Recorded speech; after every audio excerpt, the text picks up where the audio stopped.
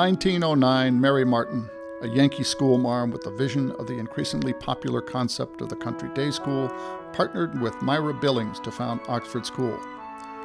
In 2 3-story houses on Oxford Street, a mix of day and boarding students numbering 25 made up the initial enrollment. The address on Oxford Street was coincidental, as the first headmistress named the school after Oxford of England fame. By 1919, the Oxford student body consisted of 64 girls and 1 boy. It was soon moved to more spacious headquarters at Farmington and Girard, and there grew to 90 students, including a few boys. With crowdedness that accompanied more than 100 students, many from Hartford's wealthier families, the final move to 695 Prospect Avenue was completed in 1924. During the next 3 years, enrollment would continue to grow, topping more than 140 girls. By 1929, Mary Martin sold the school to Ruth Guernsey. During the 1930s, dances and combined choir concerts began to appear, with Oxford girls joining their all-male counterparts from Loomis, Avon Old Farms, and Westminster. The later 30s saw Oxford and healthy finances yielding the construction of a gymnasium, which doubled as an auditorium. In 1934, Polly Frisbee, president of the Student Council and Music Club, wrote a new school song for Oxford.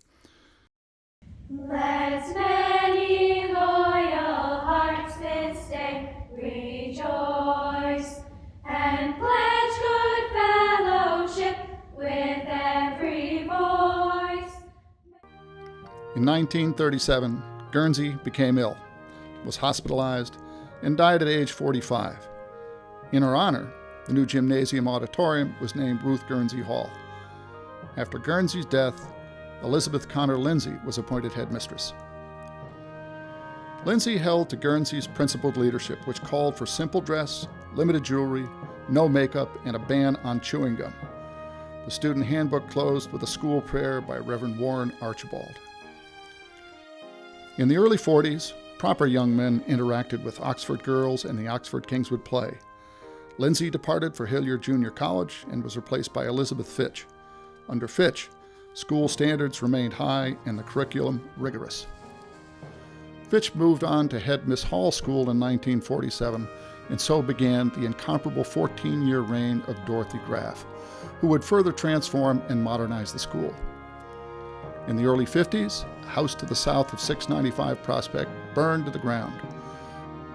Graff persuaded the trustees to purchase the land, which was graded and converted to athletic fields and 2 tennis courts.